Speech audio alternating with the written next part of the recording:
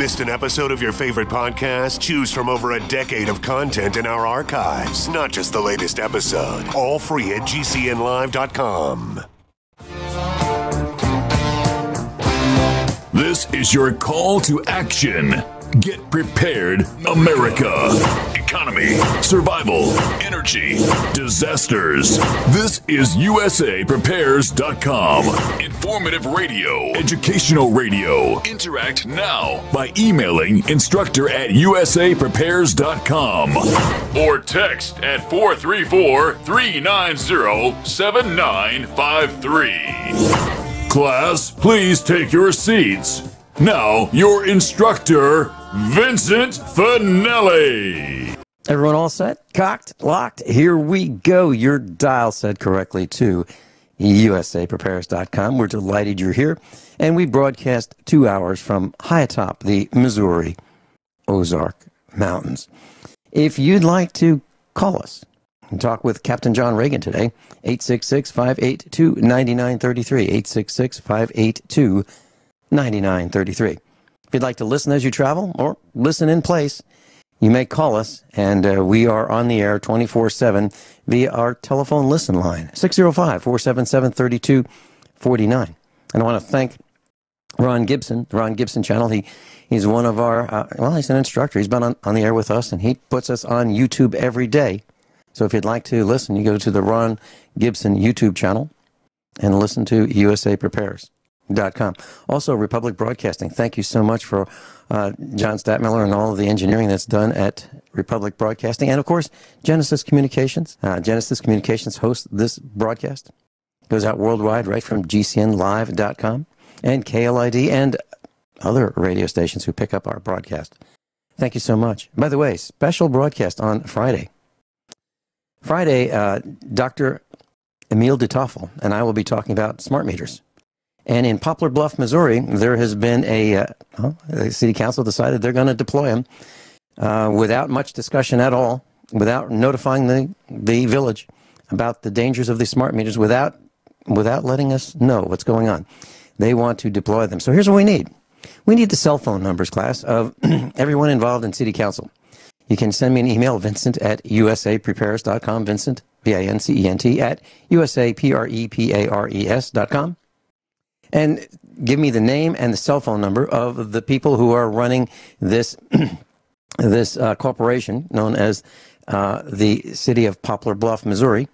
And we need to know the utilities manager's cell phone number. Put his name on there too. I've got his name, but make sure I have his cell phone number. And maybe his home number. And any other telephone numbers you have of family members that might be concerned within the city government. So, city council, the mayor, all those cell phone numbers. Send them to me. Make sure I know whether it's a cell or a landline. And I will give out those numbers on the radio. And then you may call them and tell them of whether you think it's a great idea or a bad idea that you're going to be poisoned electrically with smart meter electromagnetic radiation. We have a special broadcast on Friday. Dr. Emile de Toffel will be on with us, retired dentist. And he owns a company that is specializing in electromagnetic radiation. And we're going to talk about how dangerous this is for you and your children and your parents and everyone around. How it's cumulative, how it's additive, how it's dangerous, how it's a plight of we the villagers. It's dangerous. It needs to be stopped right now. And what do we have to do? Well, if we have to remove our corporate team that is posing as government in Poplar Bluff, well, let's do that. Captain John Regan, welcome. Good morning, Vincent. I said before the broadcast, I said I wouldn't go on a rant and do that, but can't help it. Poplar Bluff is, I don't know what these guys are thinking. John, here's the way I look at it. So let's say USA USA Prepares were in charge of a little city, and some government bureau rat from Washington, or we got some mail that says, you know what? We've got a grant. We'll pay you. We'll pay you to put in these smart meters. And they're so good. They're wonderful. They'll tell you when your power, they'll tell the electric utility when the power has failed. And we'll be able to come out and fix it right away. And it's just the best thing since sliced bread. I'd have to say, and I know everyone else at USA Prepares would say, hold it. Do we have a system that works? Do the old meters work?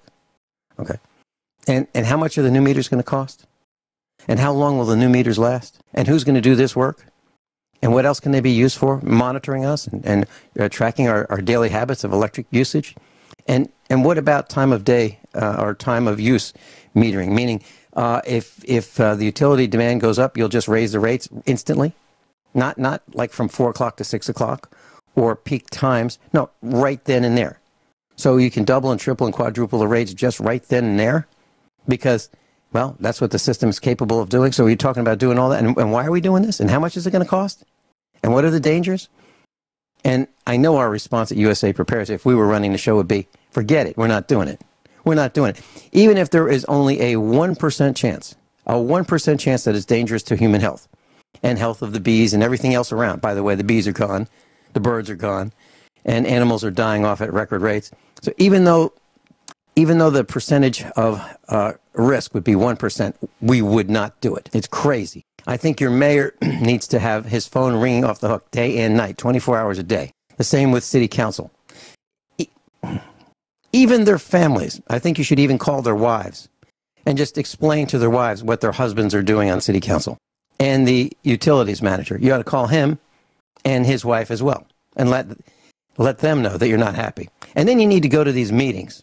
And it needs to be standing room only. It needs to be so many people there that there is such a concern about how polite everybody's going to be that these guys back off. I'm not saying threaten them. I'm just saying you ought to show up. I'm saying you ought to be there and say, listen, you are not going to present these hazards to our children. You're not going to present these hazards to me and my wife and my spouse and my parents. You're not going to do it. I'm angry.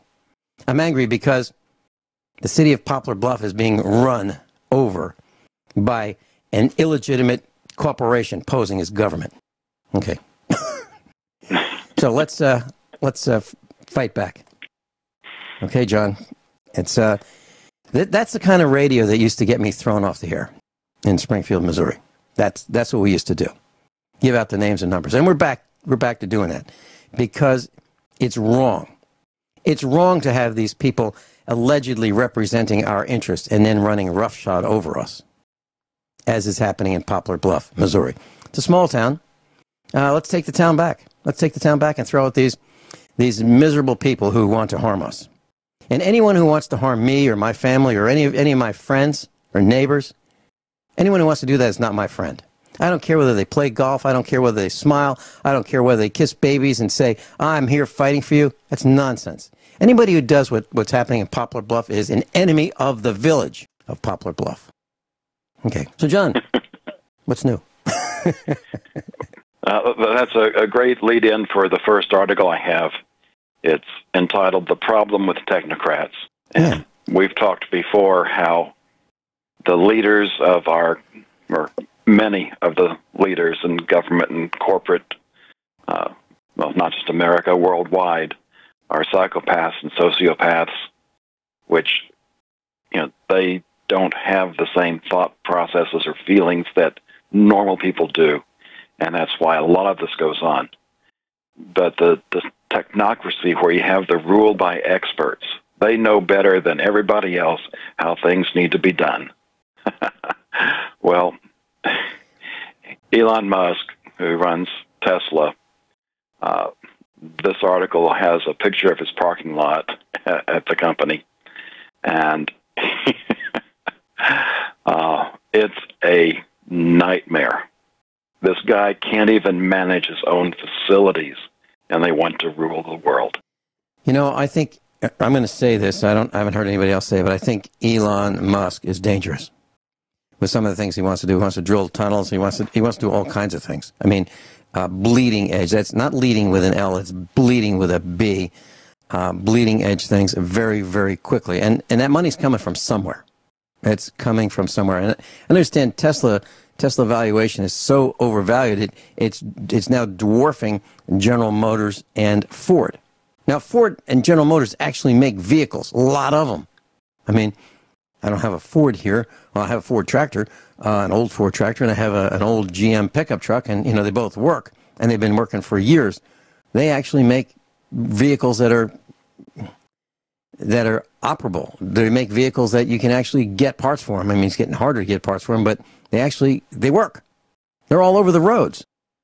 And here we've got a guy who is pushing the limits of technology, and you talked about his parking lot. His parking lot looks like a free-for-all. It really the lines for parking spaces are suggestions. People are parking one or two wheels on the curb. They're parking where the curbs are protecting the trees from being run over by vehicles. They're they're parking on these raised areas that you should not park on with one or two wheels. They're parking everywhere you can possibly think, and they're parking each other in. So if you want to leave his parking lot, you better go out there with plenty of time, because it might take 4 or 5 hours to figure out who has parked you in 3 and 4 deep. Isn't that what you're talking about, John? If you have an emergency, you might have to call Uber. Yeah, or a helicopter. Yeah, you're absolutely right. And so what were they thinking when they built this parking lot and this facility? What were they thinking? I guess maybe they're thinking it wasn't gonna work. And where's all the money coming from, Elon? That's what I'd like to know. So he's in the battery business, he's in the electric car business, he's in the space business, he's in the underground tunnel business. What else is he doing? And, I barely have enough time to be on the farm and do this broadcast. How's he doing all this? Oh, he must be a lot smarter than we are. Captain John Regan and I will be right back right after these few short commercial announcements. John, what are we going to talk about next? Well, history has been made, and it's not good. Yeah. Yep, here we go. Captain John Regan, thefinancialstateoftheunion.com, EZE33.org. Class, if you'd like to follow along, you can go to thefinancialstateoftheunion.com, thefinancialstateoftheunion.com, or type in EZE33.org. Click on news. It'll take you right where we are, and you can follow along in class. Captain John Regan is with us, U.S. Air Force Reserves retired, and we're going to be talking about history. Captain John? Let me just take a quick side trip. We went down to visit Becky's parents this weekend and got off the interstate to get gas, and it's different in small towns. In Dallas, there's certain sites you just don't see. And we were passing a used car lot, and there were a number of cars there, but what caught my eye was this green and yellow tractor. It was a small John Deere, but you just don't find a tractor in a used car lot in the middle of Dallas. Really? Well, maybe somebody traded it in for something that would move a little faster along the highways and byways. Or maybe, we have that kind of stuff here. We have tractors at used car lots, trailers, tractors, all kinds of things, motor scooters. It's like almost anything goes. Even farm implements you might find on a used car lot. So it's very interesting. That's kind of a way of life here. Next up, I've got It Begins. Mm-hmm. And this is likened in the article to the first email. Though it didn't seem that big a deal at the time, but before long, it's just part of life. And the headline for the article is, "This one trade changed 400 years of history in just 4 hours." And this actually happened back on September 7th. I'm not sure it even made the news then, but there was a $100,000 trade of cheese and butter between companies that were in 2 different countries. And normally all of this is run through banks. There's about $2 trillion worth of trade finance that goes on every year. And of course, when you're dealing with banks and loans are involved, there's lots of paperwork. And even in today's high-tech world, it can take 10 days to get that type of paperwork done, and one little mistake or change can cause problems. But what they did this time was use blockchain, the same technology that powers Bitcoin. So the quantity and the product, everything about that is documented and locked in where it's not changed. So in just 4 hours, this trade occurred. Blockchain is something we've talked about quite a bit. It is going to change everything about your life. And in conjunction with Internet of Things, it's really horrendous. With blockchain, everything will be identified. We won't have gun control, but your guns will be registered along with your ammunition and your books and your gold and your silver and your food, and your light bulbs, and just keep on going with everything that you own, because it will be tracked and traced and a record made every step of the way. That is blockchain. Welcome to the new tyranny. It has begun. Okay, John, I was just thinking, as you were saying that, I happened to come across some light bulbs, incandescent light bulbs. And of course, I've mentioned with you on this broadcast that I'm concerned about the frequencies that are emitted from compact fluorescent light bulbs and LED light bulbs. I'm concerned about the frequencies that these high-pitched sounds that may be coming from them that affect our dogs and cats who have hearing capabilities beyond those of us. So I bought some light bulbs, and I bought a bunch of them. I bought a lifetime supply. They're very inexpensive. And I'm thinking that won't happen to me, but if I buy any more light bulbs, they'll know. And then they may tax us. They may tax us on assets. Oh, how many light bulbs you have, boy? Oh, there's a tax. You got to keep them. You want to keep them. So, John, I was thinking more about this forever tracking system. And I bought a car, years ago, and I had to earn money to buy it. It was a used car. So my income was taxed, and what was left, I spent some of that on a used car. Then I registered the used car. I had to pay for titling it and registration at the government office. Hundreds of dollars for that. Then every year thereafter, if I want to keep that car, I get to pay what's called personal property tax. So I've been taxed many, many, many times on the same darn vehicle that I still have. Now, the vehicle doesn't get any newer. It gets older, but I keep getting taxed for it. Now, when you talk about this permanent recording of our assets, I can just see how this is going to be used against us in every way possible. It's like you work all your life and you accumulate all these things, whatever those possessions may be. And then the government can come back and say, well, we know how much you have in terms of assets because it's right here. It's on this screen. And this is the multiplier that we use to determine the tax for those things that you have. That computer that you bought years ago, that television, that mixer that you have on your counter, actually the counter that you have in your house, actually your house, the ground that the house is on. We have a list of everything, including how many light bulbs you bought. And so I can see how these governmental thugs are going to use this to tax us into oblivion. Have I lost my marbles, John, or do you see this as a possibility as well?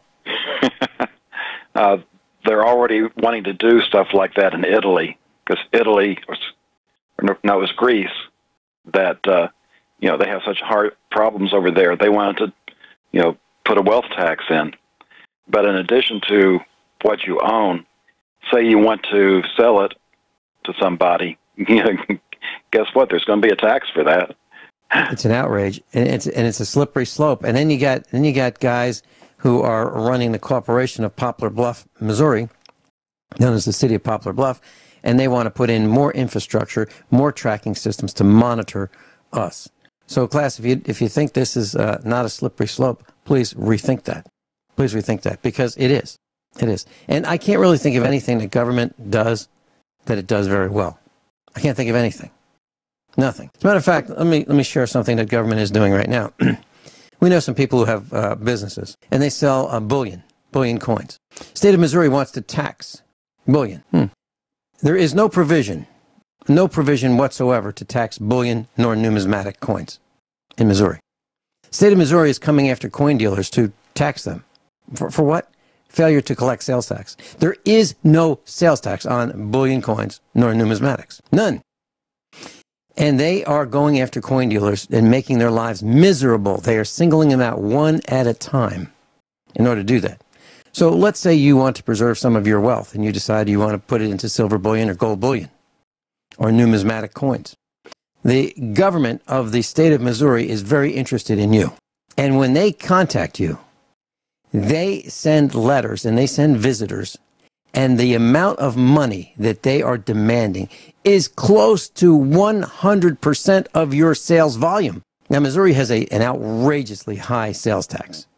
In some places in Missouri, it's over 9%. Some places, it's lower than that. But if it's more than zero, it's way too much, in my opinion. Well, the state of Missouri is leveling. They are leveling threats at people who own businesses that sell numismatic coins and bullion. And they are demanding that they be paid as much as 100% of the transaction amount. So, in sales tax. So let's say you were to sell $100 worth of silver bullion, and the buyer and seller agree, okay, these five silver rounds are worth $100, for example. The state is saying, you owe us $100 or $50 in sales tax. We will continue to expose what is happening in the state of Missouri. And what's happening is it's making it very, very difficult for these small businesses to survive in the transactions of bullion and numismatics. And now, when that's gone, when the state government has beaten into submission anyone who is trying to stay afloat with their precious metals business, where are you going to put your assets? You going to put it into chickens? Are you going to put it into goats? What are you going to do? What are you going to do for that wealth reserve when the government has bludgeoned those businesses out of existence? We will continue to report, and we will name the names and the phone numbers of the people involved in destroying commerce, free market commerce, in the state of Missouri. Get ready. We know who you are. John, what's next? I just wanted to continue commenting. It will take some time to blockchain everything that you already have, but I want to throw in another layer. We know that there are executive orders that in states of emergency, pretty much anything you have, food, water, fuel, vehicles, just about everything that you would need for your life, the government can come in and take for free. So they say. So they say. So imagine that you have everything blockchained. They know your inventory of food. They know how much fuel you have. And you wouldn't dare not blockchain it, because to be found with something that isn't in the blockchain would be a very serious crime that you'd go to prison for. John, let me see if I got this right. So there's an item. I'm looking at it right now. I'm looking at the screen right in front of my keyboard, right in front of the microphone. So it's a computer monitor. It's a flat screen, and so I haven't blockchained it. So the minions come in and they say, "Hold it." That screen, that computer monitor is not blockchained. Obviously, you don't own it. Obviously, it's stolen property. Is that what we're talking about? And that's what we're talking about. Makes my blood boil. It's an outrage. It's an outrage. And these are the people who are telling us how it's going to be. However, they don't want us putting their video of their deeds on the internet. Their misdeeds. I guess that's what we have to do. We have to expose them. We have to show people that, those people that we thought we could respect and trust for representing our interests, those people who run for office, they're fighting for us. They're not fighting for us. They're fighting for their own wealth and their own privacy. Like the Bilderbergers, they have a meeting and they build up walls. They don't want anybody to know who's going in. But if you want privacy, well, obviously you're doing something wrong. Obviously you've got something to hide. Just like that database in Utah. If you've got nothing to hide, you got nothing to worry about. Really? I don't want everybody knowing everything that I do. It's none of their business. And as a matter of fact, John, well, I'm sorry I'm on this rant today, but I was thinking about cell phone calls. People call on cell phones, and one of the first things they do when they call you from their cell phone. So I answer the landline. Some people will say, "What are you doing?" I mean, the first thing they say, "What are you doing?" My visceral response is, "It's none of your business what I'm doing." I'm not talking to you, John, and you never do that. But what I'm saying is we have lost some amount of respect for people in our lives. We have lost the ability to be polite more than we should. So when somebody calls you and says, what are you doing? What do you mean, what am I doing? It's none of your business what I'm doing. What do you want? I mean, that's the kind of reaction I'm starting to get. Now, I think it's become a very easy to do. One person picks up his cell phone, calls another person. He expects him to be on the cell phone. And it's like, what are you doing? What do you want to do? I don't know. What do you want to do? I don't know. I'm bored. Are you bored? You want to be bored together? I think that's kind of where it's coming from. But it doesn't come off that way to me. It's like, what are you doing? Do you have something that you want? Can I help you somehow? I'm not going to tell you what I'm doing. I'm not going to tell you if I'm on the roof, under a car, on a ladder, relaxing, having a cup of coffee. How about just getting to the point? Let's be polite. How are you doing? How are you doing? Great, glad. How's the family? Wonderful. Okay. I have this question. Can I ask you this question? Sure, go ahead. What's wrong with something like that? I'm getting grumpy, John. But we've lost touch with being polite, and I don't like it. And the government has made us not polite. And when I look at what's happening, and I look at how grumpy people are, it comes from the top. It comes from the top. If you look at a company that is a miserable to deal with company, it's because the tone is set at the top. It's not set at the bottom. The little people don't set the tone for Walmart. The store manager sets the tone. So if you go into a lousy Walmart, it's because the manager's lousy. If you go into a company that's hard to deal with, it's because the CEO is lousy. And if you want to fly United Airlines, it's because the CEO is grumpy and lousy. As a matter of fact, they have the highest death rate of animals that they transport in their cargo hold than any other airline. And how about that story of United Airlines where this couple, this married couple, goes to fly, and they get back to their seat and they find some guy asleep in it, so they pick another seat. What happens? They get thrown off the plane. They get thrown off the plane for giving up their seat to a guy who fell asleep in it. Instead of waking him up, they check with the stewardess, and then they get thrown off by the air marshals. United Airlines. Captain John Regan's with us. John, what's next? Did you get the lead in? Lots of us Let's go for to it. the dentist, and sooner or later we have to have a crown or other dental appliance. Well, turns out a lot of these lower cost crowns and appliances are being manufactured by labs in China, and there can be high levels of lead or other toxic chemicals in these devices. So the articles are warning that you get what you pay for. It's not enough just to know your dentist. You need to know who your dentist uses for these products. And while it would cost more, you really prefer to get these made at an American lab where, at least with the standards that we have in the United States, as low as they are, would probably not contain these products that the Chinese ones do.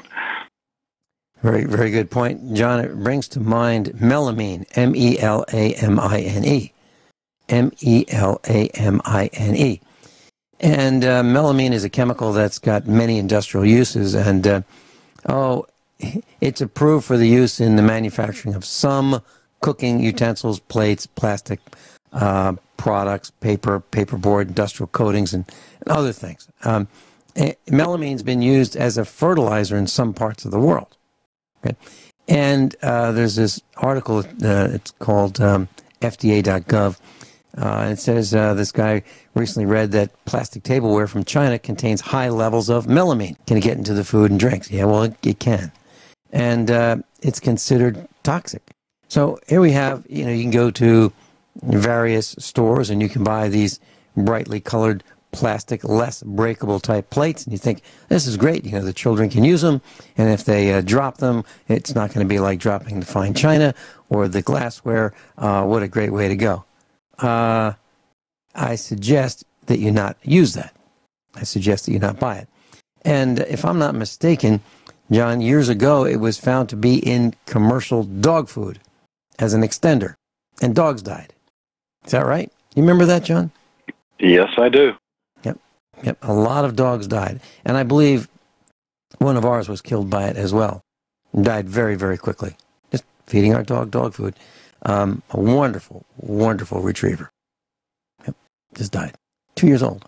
Prior to that, extremely healthy. What's next, John? Let's go ahead and talk about the secret tunnels.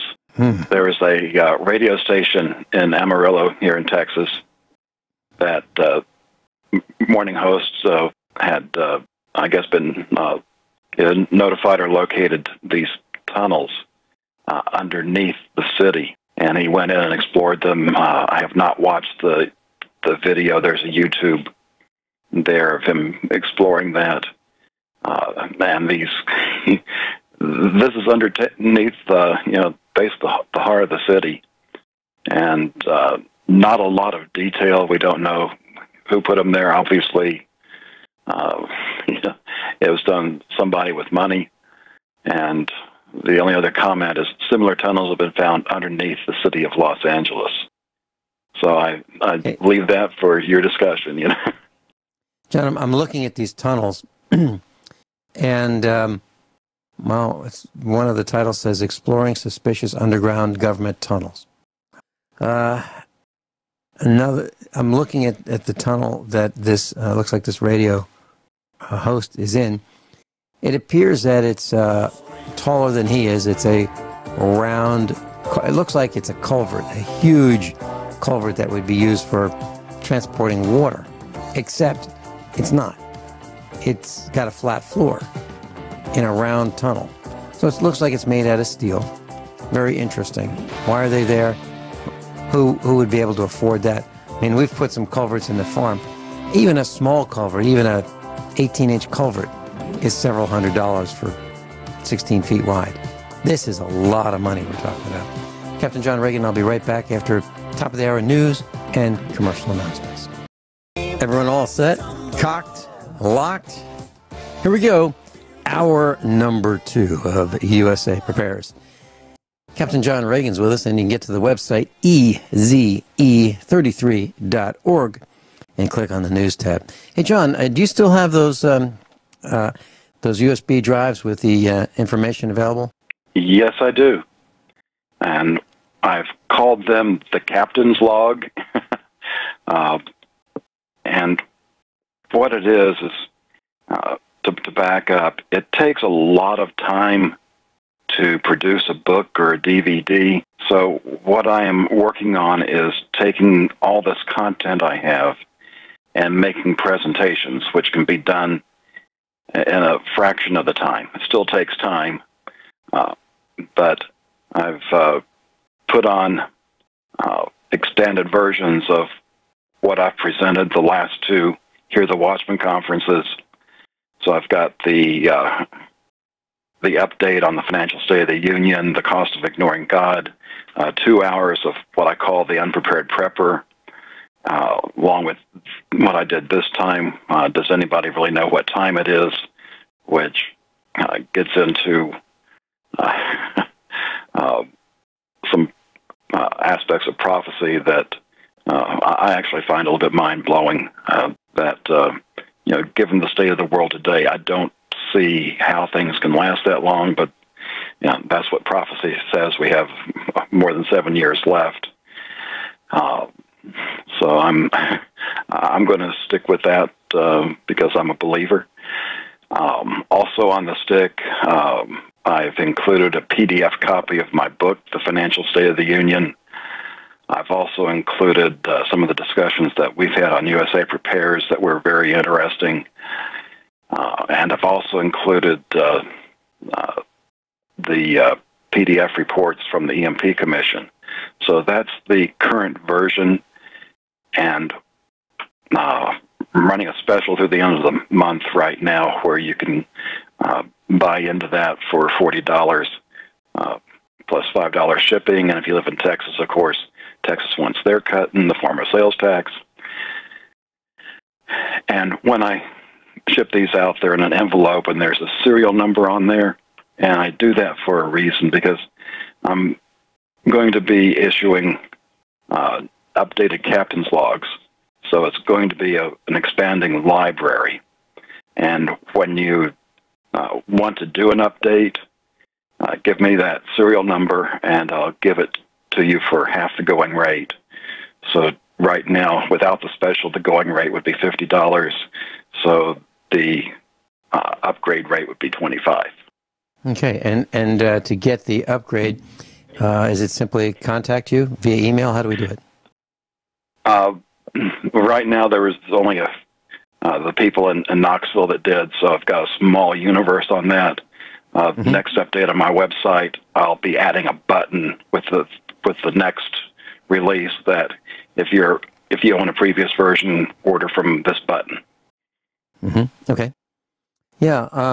I've got some software, and that's really a wonderful thing. Years ago, I bought this software that would let me buy things on eBay. And what I do, and I want to have the author come on and talk about it. What it does is it lets me go to eBay, copy the number of the auction number, and then I can put into this software, this little pop-up, I copy the number, and it finds that auction, and it gives me the details about it. And I paid $19.95 for it maybe 20 years ago, or close to it. And the guy said, if you buy it, you'll get lifetime upgrades. And he meant it. And eBay keeps changing how it works. So, we're probably 50, 60, 70 different upgrades since the original software was written. And what it does is it's really cool. It lets me just copy this into a little pop-up, and then I type in how much I'm willing to pay for it, and when I want to launch my bid, and I walk away. So if I'm willing to spend $11 for something, or $10.42, whatever it is, or $90, whatever it might be, I just put my number in there, click the box that says bid on this for me, minimize it, walk away, and I don't have to keep looking at it. I don't have to keep looking at the, what's the latest price, and be glued to the screen because I'm looking to get the best price I can. I just set it and forget it, and it really works great. So I really think what you're doing is wonderful, John, that you're providing these updates. It's great, and I know how much time you spend on preparedness, and the unprepared prepper. That's going to be an eye opener for a lot of people. And this is already taking about 4 gigabytes of a 16 gigabyte stick. So. And the stick is included in the price. So it's not like you're just doing a download. You're actually getting the whole stick. Right. Because even if you're living in a city and have high-speed internet, it would take a while to download. And I know a lot of people don't live in the city, so that's why I'm doing it using a USB drive, because it's just easier. You don't have to worry about any data caps you have. You just get the stick, plug it in, and then you get to use. It depends. With video, it's MP4 file, so any of your video players will work on that. Got MP3 audio, got PDF files, so pretty standard fare as far as the makeup of the files that's on there. So it shouldn't take any addition of software or learning curve for using this. Okay, very good. I'm glad you've been able to make that available for us. What's next? Well, I just called the link consequences, and that points to an article that was on Zero Hedge, second order consequences of self-driving vehicles, and that actually. By about the second sentence there gives the link for the original post. What's on Zero Hedge is basically a snippet. But we talk about a lot of things, and then we don't have time to talk about the consequences of all of that. And I thought this would be a good time, especially with this article, to dive into that, because we've talked about what's coming with cars. There's two things. One is converting from a petroleum-powered car to an electric-powered car. And then there's the automation being added in there so that the cars will ultimately drive themselves. And these actually have quite a few changes above what we typically think of. And even beyond what's in this article, what we've been talking about lately with graphene even modifies the discussion here, because it appears that graphene, with being able to be produced from vegetable oils very cheaply, will allow for solar panels and batteries that will allow for the acceleration of the electrified vehicles. Now, one of the ramifications of that, and it talks about it in this article, is that currently about half of the petroleum produced goes to gasoline. So think about what happens when half of the demand for the petroleum product goes away. That affects economies internationally. Think about the countries, some of which are not so stable even now, losing a large part of their income. Even here in the United States, beyond that, we have gasoline tax per gallon, and when that goes away, that tax income goes away as well. And that's why there's been a big push to tax you by the mile. And, that's coming. And, of course, with 5G and the Internet of Things and on that we've talked about, no problem, tracking how many miles you drive. But it goes on beyond there. I don't know if, and just interrupt me if you want to stop and discuss those consequences, because there's even more consequences as we go along. Well, okay.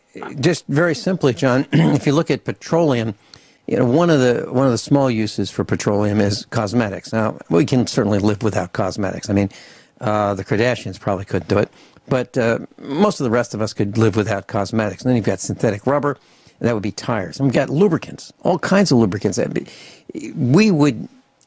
Society would collapse without lubricants. There's no question about it. Our farm would not run for a week without lubricants, literally. Then you have medicines, you have cleaning products, and then here's something that we probably don't think about. At the bottom of this distillation system, where we take crude oil, the stuff that's left at the bottom of the pot after crude oil is distilled into gasoline and naphtha and lubricating oils and diesel and all that, you're left with this stuff at the bottom, which is used to make roads. So exactly what are we going to make the roads with? What are we going to use if we don't have asphalt? What are we going to do? Then you have synthetic fibers, and just look around. Just look at your shirt, your pants, your socks, your sneakers, your shoes, whatever you're wearing. Petroleum products. Then it's in food. No matter whether you want it or not, there's all kinds of pesticides that are used in the manufacturing of foods. And if you drink a bottle of water in the last couple of weeks, that's made with petroleum as well. And then, when we talked about fuel, so that's just the tip of the iceberg. So when this stops or this slows down, what are we going to fix the roads with? What are we going to put in those potholes that just show up everywhere? Just leave them? It's a big problem. You're absolutely right, John. John Regan is spot on, class. We'll be right back. Captain John Regan's with us, eze33.org, if you'd like to get a copy of the captain's log. John, there's a story that I was looking at during the break, and what happened, this is terrible. This mother, 65, and her daughter, 45, were at a friend's house, and they were in the sauna in Prague, and in the Czech Republic, and the doorknob broke off, and the mother and daughter were found dead in this sauna. Here's the whole point. I'm not going to blame saunas for killing people, but what I am going to say is, class, I don't go anywhere where I don't know how to get out of there. Okay? I carry a knife in my pocket, a folding lock blade knife. If I have to, maybe I could bang the window in the sauna and open the door. I carry a hammer in my car because I never know when I'm going to have to tune something up. including the window that I might have to break. I carry a breaker bar in my car, which is what I use to change the lug, loosen the lug nuts on the wheels if I have to. I might have to use that for some other purpose, I don't know, but I keep it right next to me. So please, when you go into a building, when you go into a room, when you get into a car, figure out if something goes wrong, how are you going to get out of there? And make sure you've got the equipment. I know you've got a hammer around, and if you don't, Harbor Freight sells them for $3.99 for a clawed or a curved claw or straight claw hammer on sale for $3.99. Yeah, it's made in China, but you know what? It really works. And for $4 plus tax, you can have one of those in your car, right next to you. And I think you should. Now, make sure it's not going to go airborne if you're in an accident and kill you. You know, make sure it's in a location that you can reach, maybe between the seat and the console or something like that. But make sure you can get it in case you need it. Just a thought. John Regan? That brings to mind, I told you about that morning I was driving to the Pentagon and an 18-wheeler wanted to be where my car was. Yeah. And right. in the process of that, the two side windows shattered. And a small piece of glass got between my elbow and the door, and I did have a small cut. It didn't even require stitches. But that's how current car windows are. We recently talked about a new upgrade for our safety, that these windows will now be made like windshields, where it's laminated and you don't just get to shatter it. And that is, for the cars that these are already in, that poses problems for first responders because they can no longer break the window to get in the car to rescue the person. Now, let's go a few years down the road where we have these autonomous cars that you get in, and there's no steering wheel, there's no emergency brake. You just get in and tell the computer where you're going to, and now you've got these windows that if something goes wrong and you're locked in, you can't even shatter the window to get out. John, let me take it to the next level. We had Mrs. Finelli and I were in our old Mercedes, a 1980s vintage Mercedes a couple of years ago. And Dr. Howard Shane and his wife were in their Suburban next to us, and we were at a traffic light, and we heard this crash, and it was very, very foggy in Springfield. And we thought, what the heck was that? And the oncoming car crashed into a light pole stanchion. And we looked, and we saw the faint image of this car, and it started bursting on fire. So Dr. Shane and I jumped out of our vehicles, put our flashers on, we blocked traffic, and I got the jack out of the Mercedes. Now, this is a 300 SD, so it's a pretty large Mercedes, and had a pretty heavy jack to lift up this car.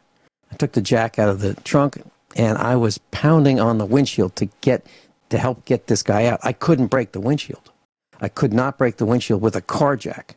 I'm talking, this thing is a couple feet long. It probably weighs 20 pounds, and I'm smashing it, and nothing's working. Until I decided that I would use the sharpest edge of the point of the jack, the prong that goes into the receiver in the car to jack it up, and I smashed that as hard as I could, and then I was able to break the window. But what I'm saying is, I was trying as hard as I could to break the window, and it was tough. So you're absolutely right. We could be trapped in our own vehicles for our own safety, so they say, allegedly. I don't like it. I don't like it. I want to be able to get out when I want to get out, not when someone at the other end of a computer screen clicks the mouse to let me out electronically, remotely. We'll be right back. John, what's next?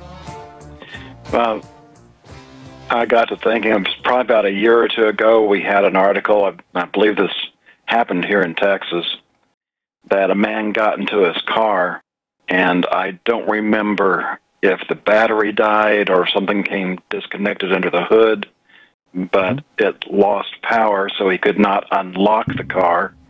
He didn't have a cell phone, so he couldn't contact anybody, and he ended up dying because of the heat. Yeah, a hammer would have fixed that, right? Hopefully he still had the shatterable windows, but that wasn't an option for him. Okay, for $2.99 plus tax, and tax in this Springfield Village Springfield, Missouri, you can go to Harbor Freight. There's plenty of Harbor Freights. There are about 700 of them all over the country. And they have something called an automatic center punch. And this thing is like a short, fat pencil with a stub coming out, which is a very hard, pointed piece of metal. It's kind of like a pen refill point coming out of this thing. And it's a brass housing, and you hold it in the palm of your hand, and you push it against something that you would like to indent. So, for example, let's say you're going to drill a hole in a piece of metal, and you want to put a little dimple in this metal so the drill bit doesn't walk around as you start your drilling process. Well, you can use that center punch against the corner of a window. You can keep that right in your car, and you can push that right against the corner of a window. It has to be a corner, and push it in, and it will snap forward this attached projectile, if you will, that will put a little dimple in the glass and shatter it, boom, or crack the glass. So you can use that, and $2.99 plus, local taxes as leveled on you by your government. But yes, and I carry one of them around too. We have a bunch of them.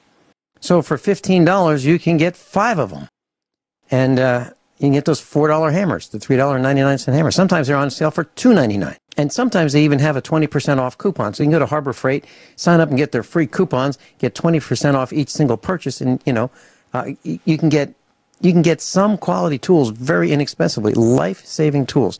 This is not a commercial for Harbor Freight, but where else are you going to buy tools? Because I don't know. I'm not going to Sears because I don't know how long they're going to be around. John? Well, I want to talk about the petroleum a little bit too, and relate this to my finance course that I had to take. It's the only undergraduate prerequisite I had to go back and get for my MBA while I was at the Pentagon. And the instructor that taught that finance course used the illustration of a double-edged sword, because when you're looking at something, whether it's unemployment going down, and we think that that's a good thing, well, yeah, but there's consequences to that are not good. It kind of reminds me on the humor side. I think it was the barber from the Andy Griffith show had the good news, bad news thing, and had this conversation. Well, that's good news. Mm-hmm. No, that's bad news. Quite hilarious. And the good news about the gasoline demand going down is it makes the petroleum supply last longer. However, as you were saying, there's real life chemical engineering problems that when you distill a barrel of oil, you can adjust how you distill it, but there's still a variety of products that it breaks down into. And there's a lot of those other products that we still need that we don't have any other good ways of getting around the petroleum problem. So, yeah, that's one of the consequences, good news, bad news. And another one that's coming on here is, you think when you have the electric-powered vehicles, now what do you do with those 150,000 gas stations that we have around the country here that are leaking? People tend to stop at least once or twice a week to fill up, and they go in and get their coffee and donuts and cigarettes and what happens to those, and that affects a lot of people being employed, which may go away anyway with artificial intelligence and robotics. But it's just, again, consequence after consequence after consequence.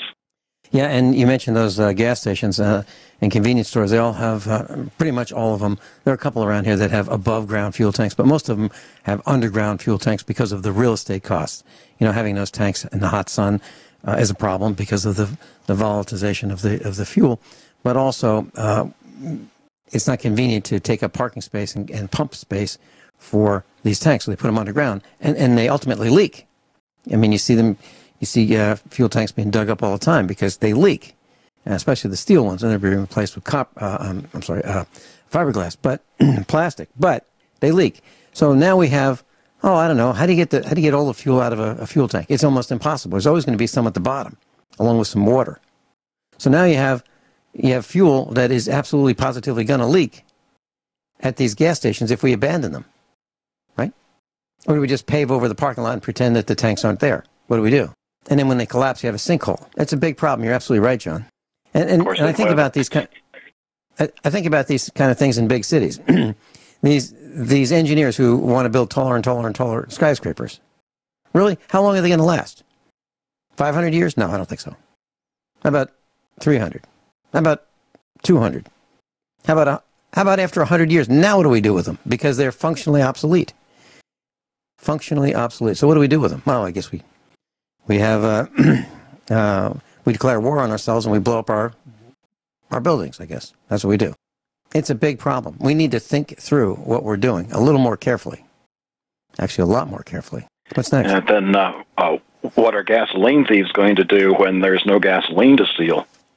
Of course, by then, I imagine most things will be blockchained, so they actually have to find real work to do.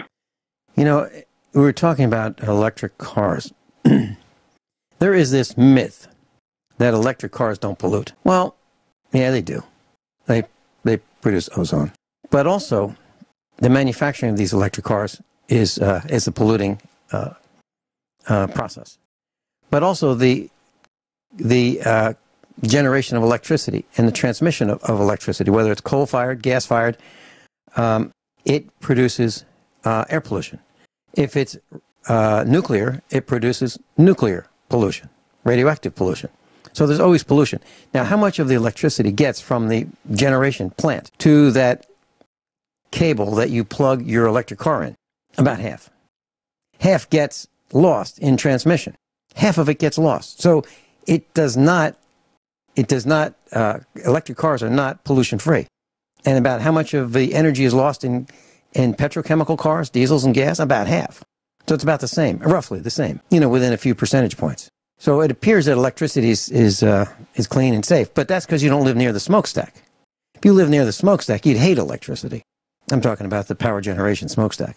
Or if you lived near the railroad line that brings the coal to the coal-fired electric generation plant, you'd hate that too, because you'd be stuck behind the tracks several times a day, like happens in Springfield, Missouri, trains. I'm not saying trains are bad. I'm just saying these are consequences, because you've been talking about consequences. And we need to think things through. And another thing we haven't talked about, John, is noise. People in the city are exposed to noise. And I've read a report that says they live longer because they're exposed to this noise, and they're always, hyper, which is nonsense. It's wrong. It's backwards. They live less long for a lot of reasons, including pollution. Just ask Norm Shealy. What's next, John?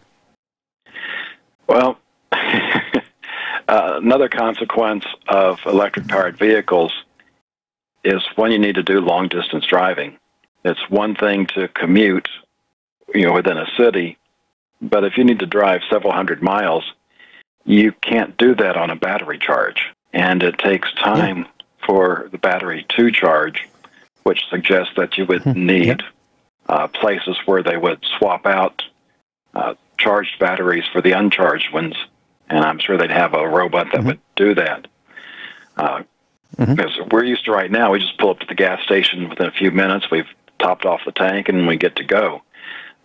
It would take a lot more than a few minutes to top off the battery. So this is one of those consequences that they have not ironed out yet. Speaking of batteries, John, you buy these electric cars, and I think, wow, it's really cool. No spark plugs. Tune-ups, you just have to go to the dealer, because what do you do? I mean, the average guy does not have the tools to work on an electric car. Hardly anybody does. So you go for your tune-up, and they say, Mr. Regan, you're in for a wonderful experience, because your batteries are 7 years old. Now, the new replacements that we've got lined up for you, you're going to have more zip, more power. You're going to get 25% more cruising range. You'll be able to go 125 miles on a charge. You're going to love it. And we've got a special. We've got a big sale going on. And it won't even be $10,000. I mean, just under $10,000 for your tune-up. How about that, John? What do you do when you have a car that costs $30,000 and to tune it up costs $10,000 to get new batteries? Because the rest of the car is okay, right? This is a big problem. And then what do we do with these batteries that do we know how to recycle them? I don't know. Lead acid batteries we can recycle. But you can't take the depth of discharge enough to use lead acid batteries in an electric car. You might get 30 miles instead of 100. These are huge challenges that we have. So what's the answer? I think it's hydrogen. I think it's hydrogen vehicles, except that's explosive. Right behind me, I've got a picture of LZ-129, the Hindenburg. Captain John Regan's with us every Monday, right here on USA Prepares. Just a quick update.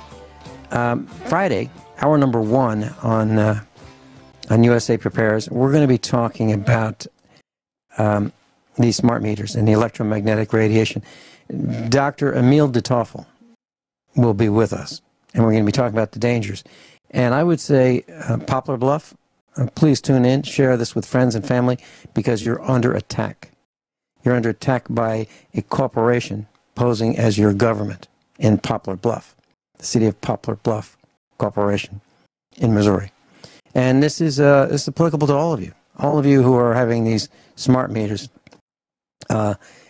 deployed all around you. You won't be able to get away from it.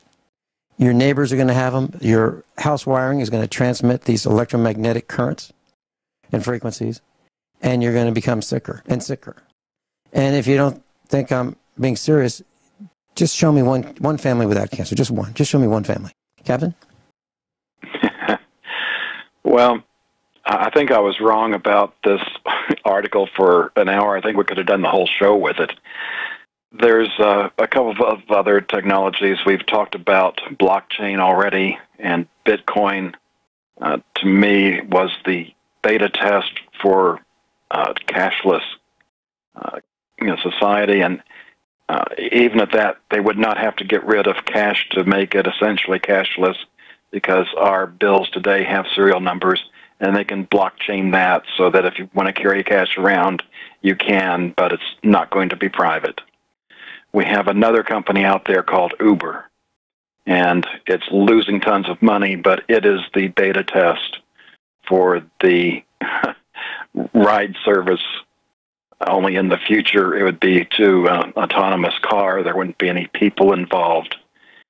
And I see that as the way it's going, because you're not going to be able to afford these expensive electric autonomous cars unless you're very wealthy. And that's just a small fraction of the people.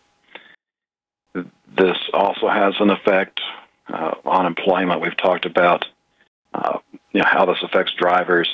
The stat in here says there's nearly 250,000 taxi and private car drivers and about 1.5 million long-haul truck drivers. So that's nearly 2 million workers right there, that once this automation makes its way through the whole transportation infrastructure with the cars and the trucks and the buses, those jobs go away. There's no need for those people. And well, what do we need people for anyway? We're just useless feeders on use all these resources that the elite believe that they're entitled to. Vincent. Last night I had a wonderful time here at the farm. We have a neighbor who has never been to our farm. He's driven past it because he lives just down the road. And so we invited him over for dinner last night. And we were sitting, he and I, everyone else had left, gone into the kitchen, and he and I were sitting in the dining room. And, we're looking at the sheetrock, which you've seen is just sheetrock, but it's not finished. Some of it's spackled, some of it's not, some of it's taped, some of it's not, none of it's painted. And, the moldings aren't up. And we're talking about kind of lifestyles. And we're talking about, the Finelli family. And I said to him, all I know how to do is work. That's all I know how to do. I don't know how to do anything else. We don't take vacations. We don't go places. We just work. Everything we do is work. Not that I'm begrudging it. It's just I chose that lifestyle. But John, to to connect the dot with what you're talking about.